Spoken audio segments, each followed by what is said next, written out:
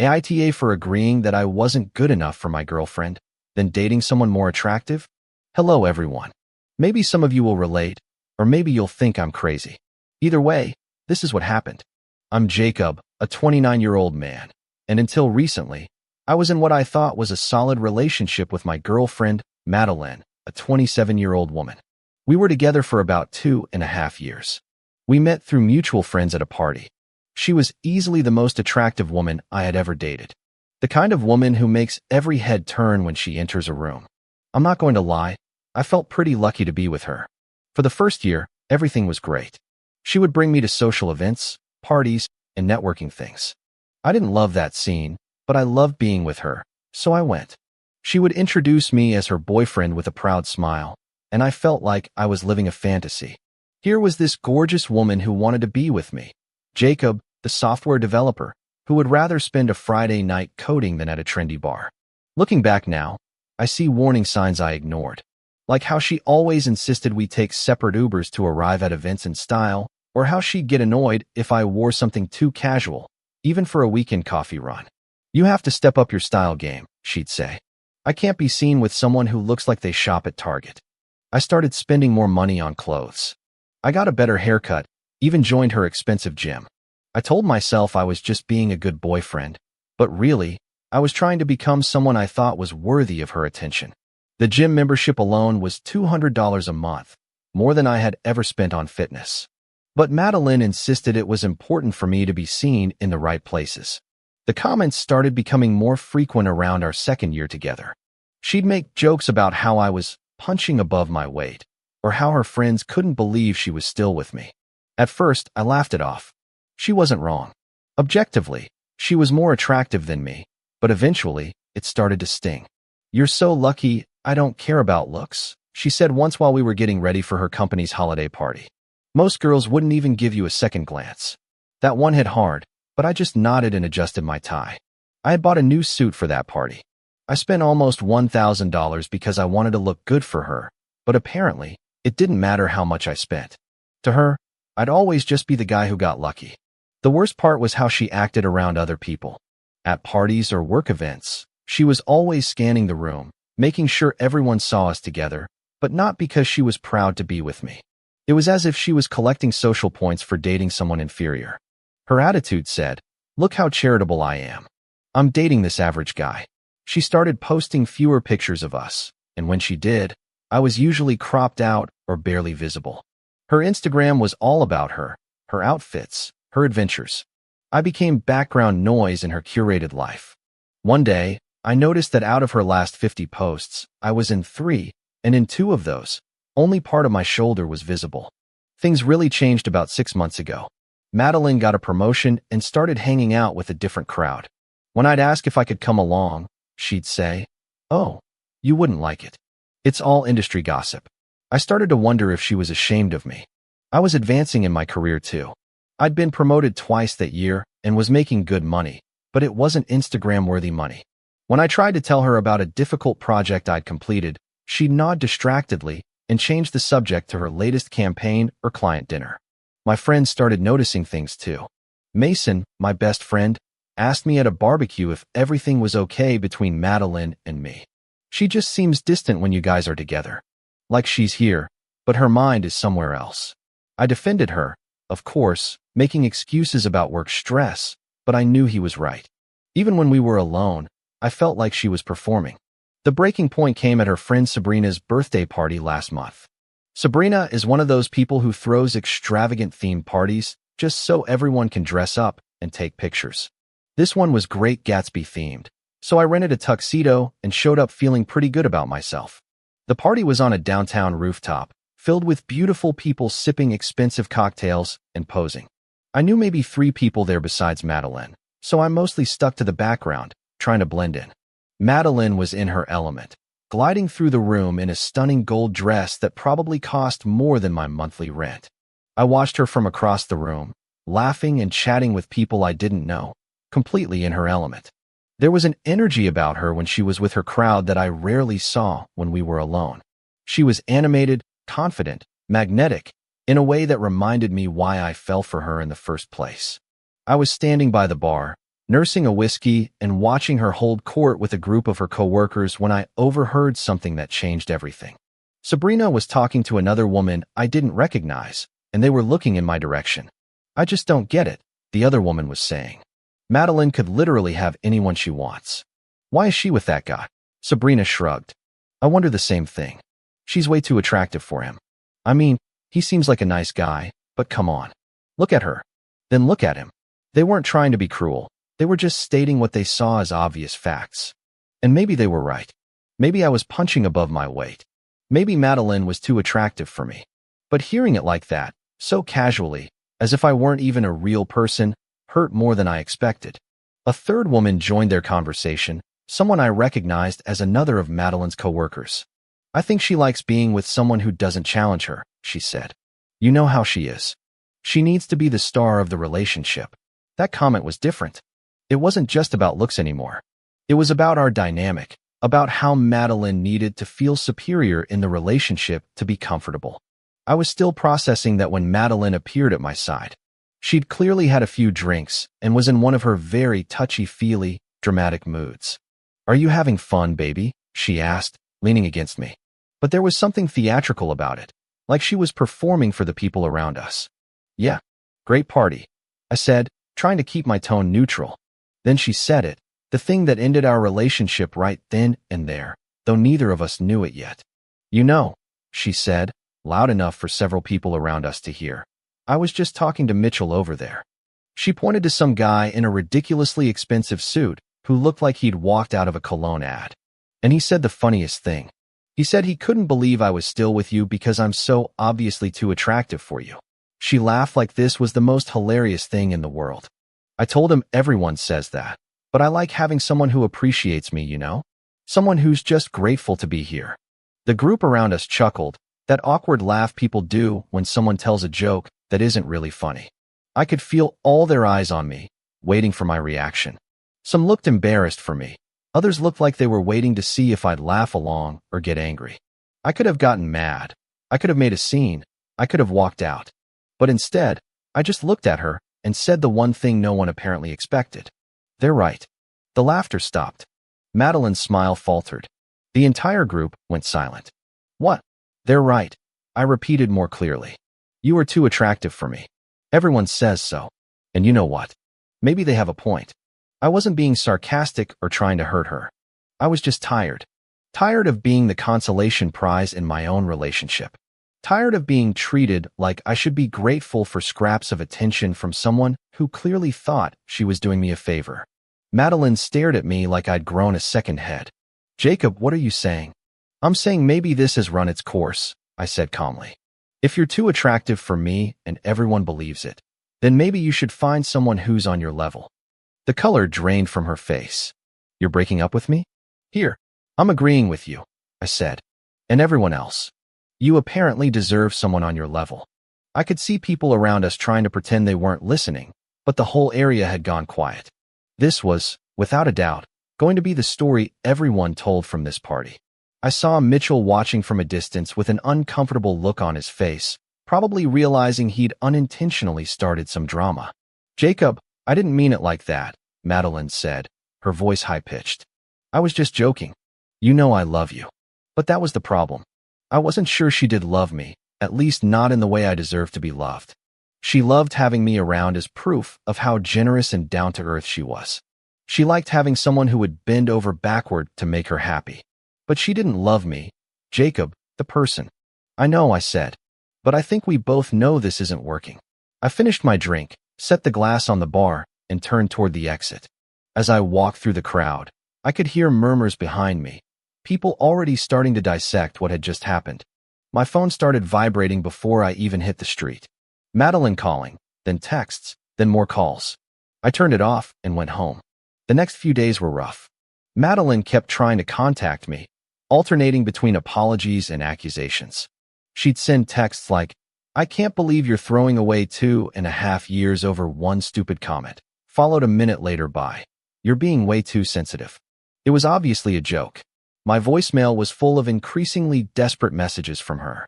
In one, she was crying, saying she'd made a mistake. In another, she was angry, accusing me of being dramatic and overreacting.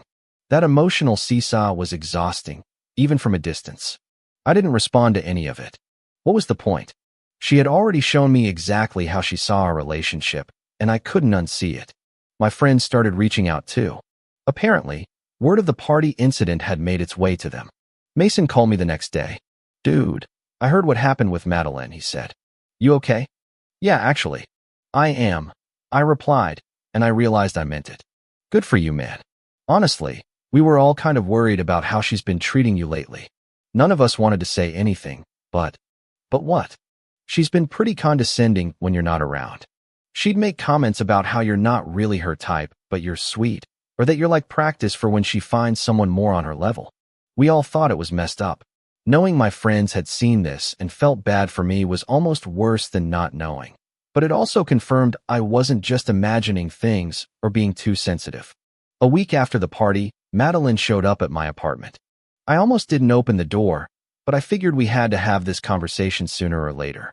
She looked terrible. Her normally perfect makeup was smudged. Her hair was messier than I'd ever seen it, and she was wearing a sweatshirt and sweatpants instead of her typical designer outfit. It was as jarring to see her so undone as seeing a magazine model without Photoshop. "Jacob, please," she said as soon as I opened the door. "Can we talk?" I let her in, mainly because I didn't want to have this conversation in the hallway where my neighbors could hear. "I messed up," she said immediately. "I know I messed up. That comment at the party was stupid and cruel. I'm sorry.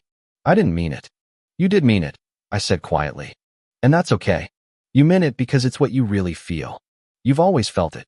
"That's not true," she protested, but her voice had no conviction. "Madeline, be honest. When was the last time you introduced me to someone without making some kind of comment about how I'm not your usual type, or how looks aren't everything, or how you like me because I'm different from the guys you usually date?" She opened her mouth to argue, then closed it. "When was the last time you posted a picture of us on Instagram? When was the last time you seemed genuinely proud to be with me, instead of proud of yourself for being with me?" "I am proud to be with you," she said, but it sounded hollow. "No, you're not.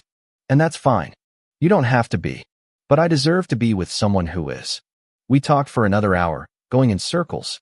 She kept apologizing, and I kept telling her I forgave her because I did. I wasn't angry anymore. I was just done. She tried different tactics. Tears, promises to change, even trying to make me jealous by mentioning other men who were interested in her. "Mitchell asked me out. You know," she said at one point. "After the party. I could have said yes, but I want to fix things with you." "You should go out with Mitchell," I said. "He seems more your type." That was not the response she was expecting. When she left, I felt something I hadn't felt in months: relief. Like I'd been holding my breath for 2.5 years and could finally exhale. The next few weeks were surprisingly good. I focused on work, hit the gym more, and started hanging out with friends I'd neglected while trying to keep up with Madeline's social calendar. My friend Travis invited me to a poker night I'd been missing for months because Madeline always had some event we needed to go to. "It's good to have you back, man," Travis said during a break in the game. "We missed you." Madeline wasn't a fan of poker night, I admitted. "Yeah, we figured. She always seemed to have something else planned whenever we invited you."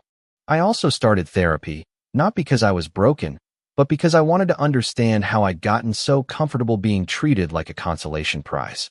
My therapist helped me see that I had been so grateful for Madeline's attention that I accepted being treated poorly. "You were operating from a place of gratitude instead of an expectation of respect," she said in one session. "There's a difference between appreciating your partner and feeling like you owe them something for being with you." It was a revelation. I had been acting grateful, constantly trying to prove I was worthy of Madeline's time instead of expecting her to value me as an equal partner. "Think about it this way," my doctor continued. "In a healthy relationship, both people should feel lucky to be together, not one person feeling grateful while the other acts like they're doing charity work." We spent several sessions unpacking my tendency to undervalue myself in relationships. She helped me see that this pattern probably started long before Madeline, maybe back in high school when I was more focused on academics than social status. "You've been operating under the assumption that love is something you have to earn through constant effort," she said. "But real love isn't transactional. It isn't about proving your worth over and over. About 2 months after the breakup, I was at a coffee shop near my office when I met Natalie. She was at the table next to mine, working on her laptop, and her coffee spilled all over her papers. I offered her some napkins, and we started talking. Natalie is a pediatric nurse at the downtown children's hospital. She's beautiful, but in a completely different way than Madeline. Where Madeline was all sharp angles and calculated perfection, Natalie has a warm, natural beauty that doesn't need Instagram filters or designer clothes. She was wearing her scrubs and her hair was up in a messy bun, but there was something about her that just drew me in. "Thank you so much," she said, dabbing at the papers. "I'm a disaster today. I was late for work, I spilled coffee everywhere, and I think I forgot to feed my cat this morning." I laughed. "Sounds like you're having a day." "The worst," she said, but she was smiling. "I'm Natalie, by the way. Professional coffee spiller and amateur cat neglector." Her self-deprecating humor was a breath of fresh air after months of Madeline's carefully constructed perfection. We started with just coffee dates, then dinners, then longer conversations that stretched late into the night. The thing that struck me most about Natalie was how she treated me. She was genuinely interested in my work, asking thoughtful questions about my projects and never once making me feel like I had to be anyone other than who I was. "You're so passionate about this," she said one night as I was explaining a particularly complex coding problem I was working on. "I love seeing people get excited about what they do. My ex used to act like my job was boring, but I think it's fascinating how you can create something out of nothing with code." It was a simple comment, but it struck me how different it felt from Madeline's eye rolls whenever I mentioned anything work-related. Natalie and I took things slow. After my experience with Madeline, I was a bit gun-shy about relationships, but Natalie was patient. She never pushed for steps I wasn't ready to take. We had been seeing each other for about a month when she asked about my last relationship. It ended badly, I told her. She made it pretty clear she thought she was out of my league. Natalie frowned, genuinely confused. "That's ridiculous. What kind of person says something like that to someone they supposedly care about?" "Someone who believes it," I said. "Well, she was wrong," Natalie said firmly. "And kind of a jerk, if you ask me." That's when I knew I was starting to fall for her. Not just because she defended me, but because she seemed sincerely unable to comprehend why someone would treat their partner that way. It wasn't even a debate for her. We'd been dating for about 6 weeks when the incident happened that changed everything. Natalie and I were at an art gallery opening for a friend of hers. It was a much more low-key event than the things Madeline used to drag me to, but I was really enjoying it. The art was from local artists, mostly paintings and photographs, and Natalie knew the stories behind several of the pieces. She was telling me about her friend's journey as an artist as we looked at a series of photos of children playing. "Sabrina started taking pictures in the pediatric ward where I work," Natalie was saying. "These kids are dealing with such hard things, but they still find ways to be joyful. It's beautiful." We were looking at a painting, discussing what we thought it meant, when I heard a familiar voice behind me. "Jacob." I turned around, and there was Madeline, looking absolutely stunning in a black cocktail dress and heels that probably cost more than Natalie's monthly salary. But for the first time since I'd met her, her beauty felt calculated, performative. Standing next to Natalie, in her simple blue dress and cardigan, Madeline just looked like she was trying too hard. "Madeline," I said, keeping my voice neutral. "How are you?" Her eyes went straight to Natalie, and I saw something flash across her face. Surprise, maybe even shock. I could practically see her brain working, trying to figure out who this woman was and why I was with her. "I'm fine," she said, but she was clearly flustered. "I didn't expect to see you here. Natalie's friend is the artist," I explained. "Natalie, this is Madeline. My ex-girlfriend. Madeline, this is Natalie." Natalie smiled warmly and held out her hand. "It's so nice to meet you, Madeline. Jacob's told me so much about you." It was a lie. I'd barely mentioned Madeline to her, but it was the polite thing to say. Madeline shook her hand, but I could see her mind racing, processing what she was seeing. I knew exactly what she was thinking. It was like I could see the calculus happening behind her eyes. Natalie was beautiful, yes, but more than that, she had a natural, effortless grace about her. She looked like she belonged anywhere, not because she was trying to fit in, but because she was comfortable in her own skin. "Well," Madeline said after a moment, "I should get back to my friends." "Nice to meet you, Natalie." She walked away, but I saw her glance back at us several times throughout the night. At one point, I saw her talking animatedly to a group of people, gesturing in our direction. I could only imagine what she was saying.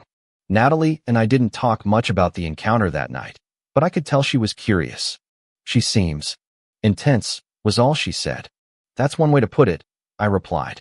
The next morning, I woke up to 17 missed calls and about 30 text messages from Madeline. The calls started around 2 a.m. and continued until 6 a.m. The texts were all variations on a theme. She needed to talk to me. It was important. Please call her. The messages got more and more desperate as the night wore on. Jacob, we need to talk. Please call me. I can't stop thinking about seeing you tonight. She's not right for you. I know I made a mistake, but we belong together. You know that. Please don't ignore me. I love you. She doesn't even dress well. Is that what you want? I ignored them and went to work, but she kept calling and texting all day. Finally, around lunchtime, I sent a single text back. If this is an emergency, call 911.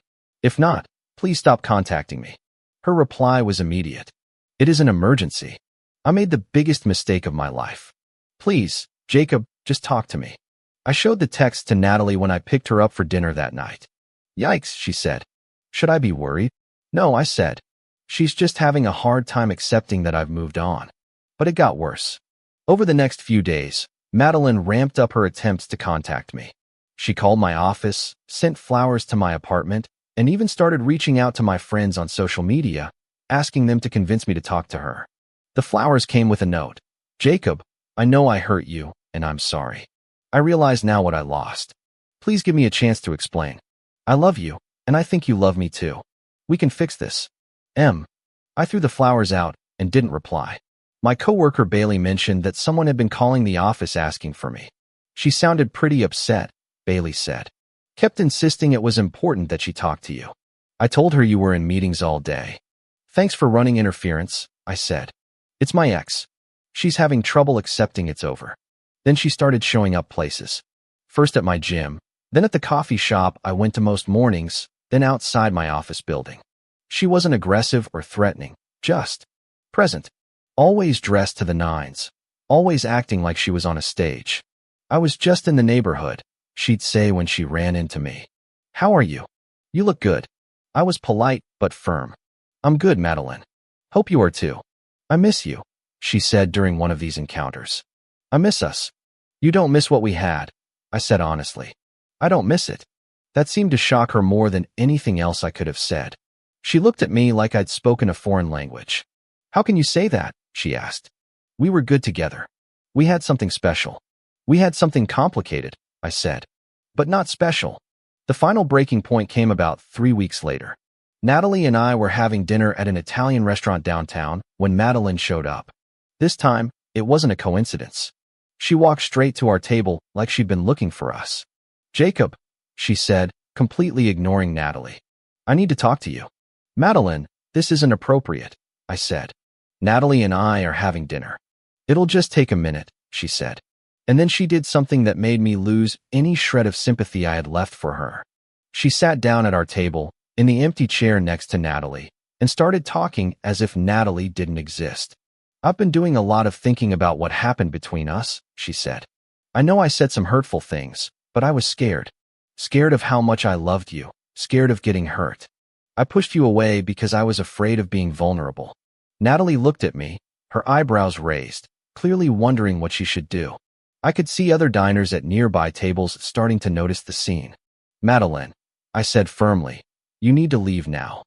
Just listen to me, she pleaded. I know I can be difficult, but we were good together. You brought out the best in me. And I know I can be better. I know I can treat you the way you deserve. You had 2.5 years to treat me the way I deserved, I said. I was immature, she said. I took you for granted. But I've grown up. I realized what I had. That's when Natalie spoke up, her voice quiet but firm. Excuse me, she said to Madeline. I think you should go now.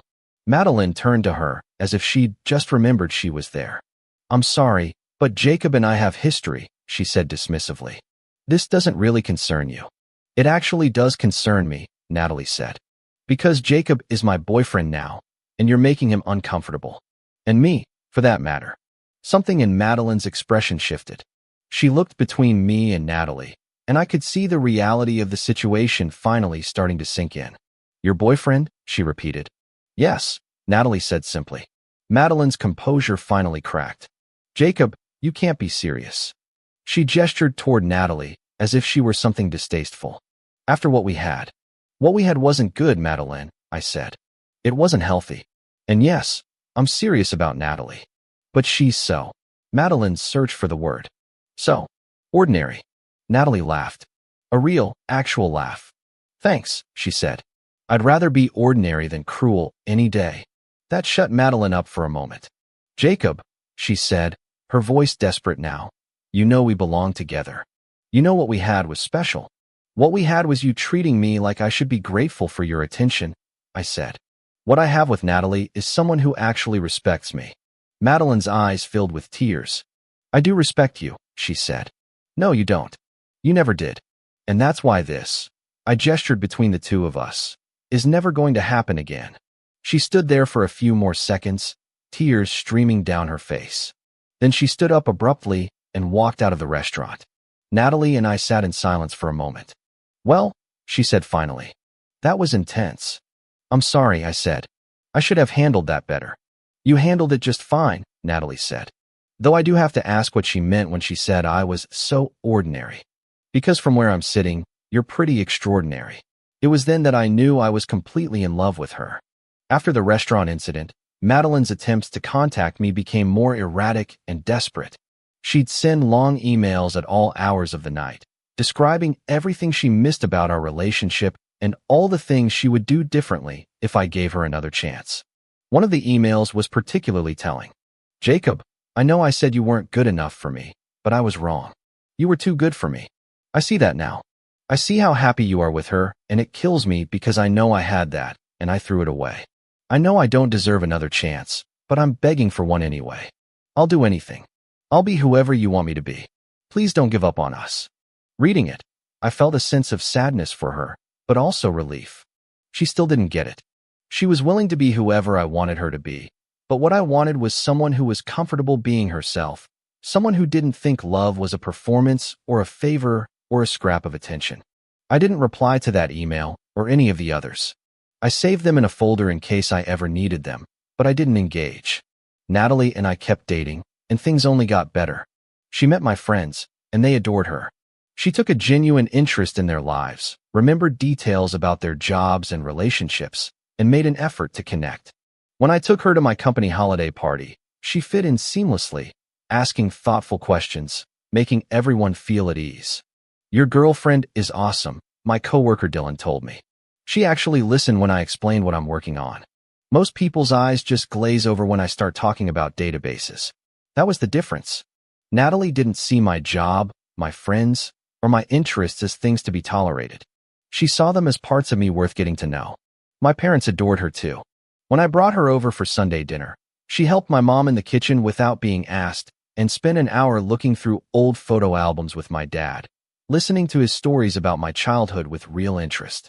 She's a keeper, my mom whispered to me while Natalie was helping clear the table. She actually cares about you, not just about being seen with you. About 4 months after Natalie and I started dating, we ran into Madeline one last time. We were at a farmer's market on a Saturday morning, wandering through the stalls and enjoying the sunshine when I saw her in the crowd. She saw us too, and for a moment, I thought she might approach us again. But this time, she just watched from a distance.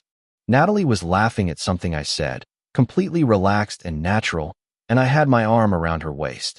We looked happy because we were happy. Madeline watched us for a few minutes, just staring, and then she turned and walked away. She was with some guy I didn't recognize, tall and well-dressed, the kind of person she always said was more her type. But she didn't look happy. She looked empty somehow, like she was just going through the motions. Comment. So, what's the real takeaway from my story? It's a powerful reminder that your self-worth should never be up for negotiation. You don't have to be grateful for love. You deserve to be genuinely respected and cherished for exactly who you are. Sometimes, the bravest thing you can do is walk away from what looks good on the outside to find what truly feels right on the inside. Ultimately, the right person won't make you question your value. They'll make you see it more clearly. If you like the stories, don't forget to leave a comment and support the channel by subscribing. See you in the upcoming stories.